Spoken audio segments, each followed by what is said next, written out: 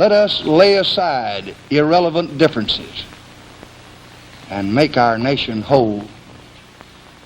Let us hasten that day when our unmeasured strength and our unbounded spirit will be free to do the great works ordained for this nation by the just and wise God, who is the Father of us all.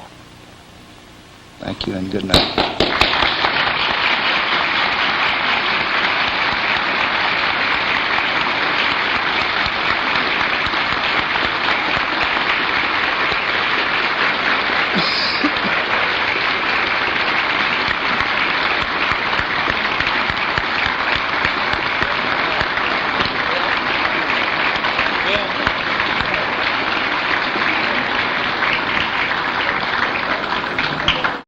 A monumental moment, one that so many people had waited so long for, so many people had given up so much for, that everything had been done for, and at last it was worth it.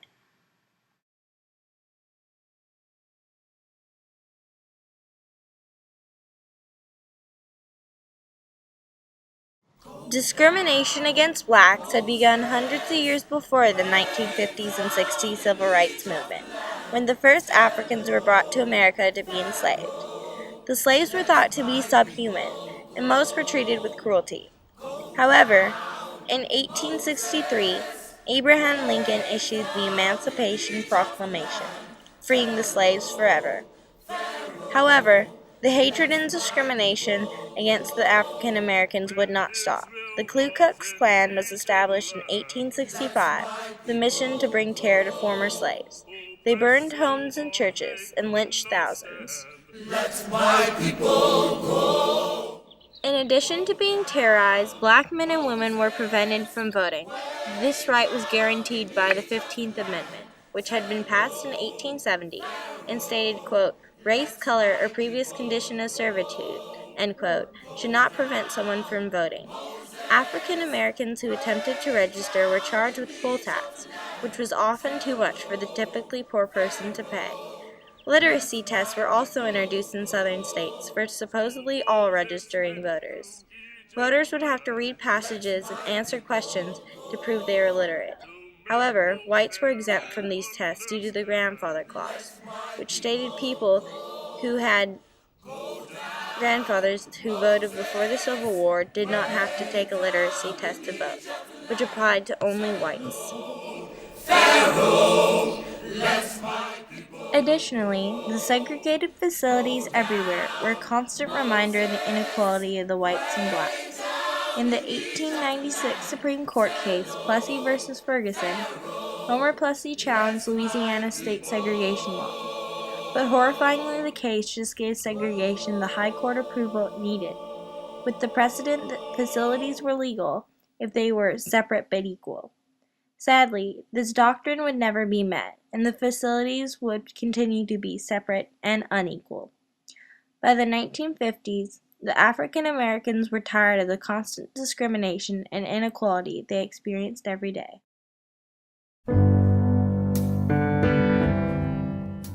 In 1954, the parents of Linda Brown were one pair of many who were dissatisfied with the segregated school system. Why should their daughter have to commute to an inferior African American school when there was a better whites-only school in their neighborhood? The NAACP, or National Association for the Advancement of Colored People, a legal rights group, agreed to help them fight their case for integrated school systems in Brown v. Board of Education. When their case was lost in lower courts, they went to the Supreme Court, where they won with no judge ruling against them. Even if the schools were equal, the judges said, there could not be equality. The NAACP had proven the psychological damage to African American children inflicted by the segregated school system.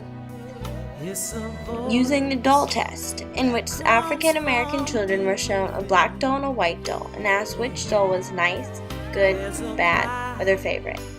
Almost all the children said the white doll was their favorite and the best. As the ruling was opposed by many Southern whites, the Supreme Court did not order immediate integration of schools. However, this ruling was just the start of dramatic change yet to come. Throughout the South, the cruelty continued. Time passed until the nation's attention was drawn to one courageous woman's stand against segregation in Montgomery, Alabama. Rosa Parks, an African-American seamstress and member of the NAACP, was riding home from work on December 1st, 1955, when the bus driver told her to give up her seat to a white man. Parks refused, tired. She was arrested, and the local preacher, Martin Luther King Jr., began planning a black boycott of the city's buses. Though the boycott was only planned to be for one day, it went so well that it was extended for over a year. African Americans over the city carpooled, walked, and rode bicycles in support of the boycott. Finally, on December 21st, 1956, they were granted the integration of buses by the United States Supreme Court.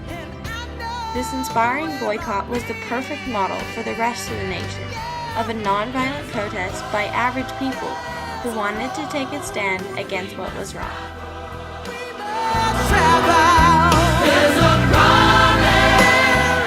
Over the nation, a nonviolent protest called a sit-in grew in popularity. The first sit-ins were staged by CORE, Congress of Racial Equality, as an attempt to try to integrate restaurants. In a sit-in, African Americans and whites would sit down in a restaurant and calmly refuse to leave unless they were served. These demonstrations were successful in the North.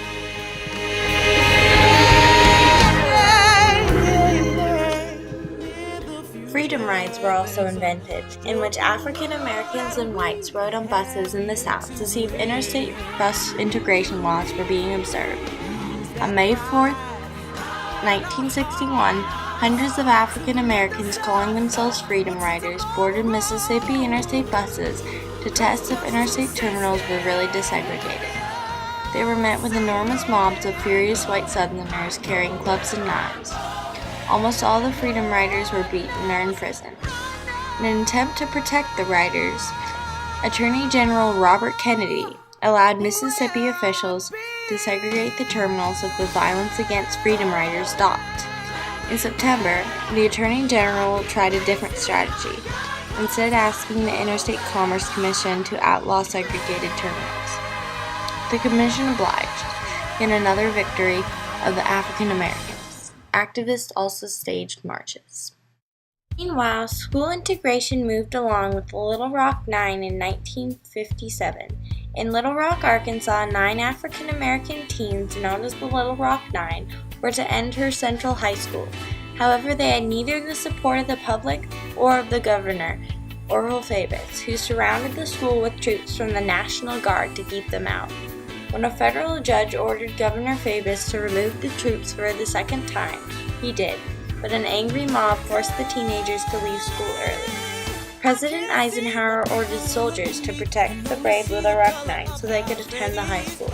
This was successful, but the next year the governor closed all his public schools rather than to have them integrated.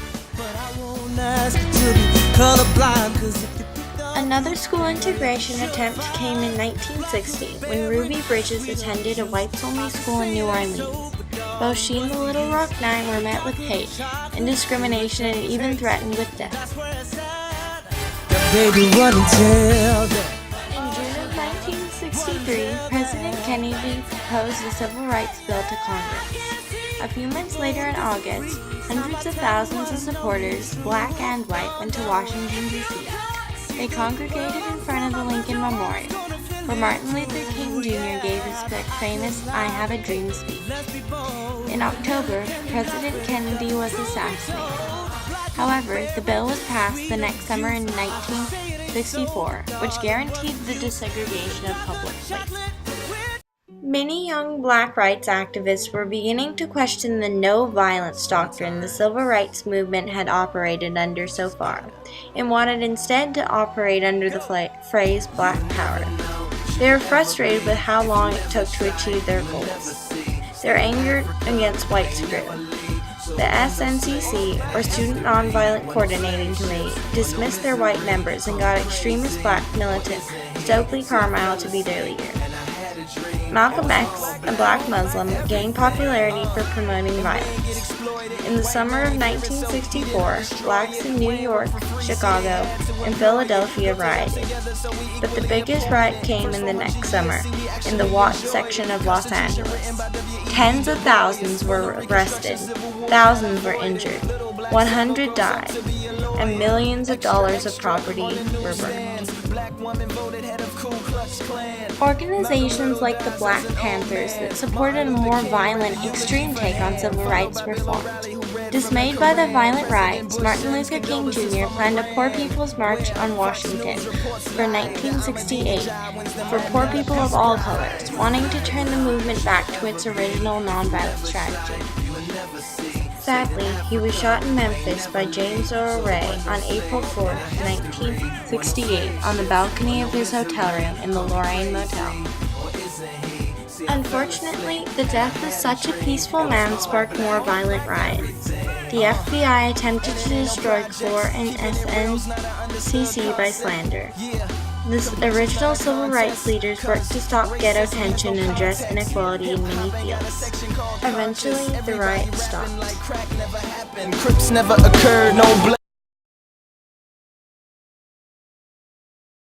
As time passed, the movement ceased, partially because it had achieved many of its goals: an integrated nation, voting rights, and national laws against discrimination. The definition of a revolution is a forcible overthrow of a government or social order for a new system. The civil rights movement did just that, and in their case, a better system. I pledge allegiance to the flag of the United States of America and to the republic for which it stands, one nation, under God, indivisible, with liberty and justice for all.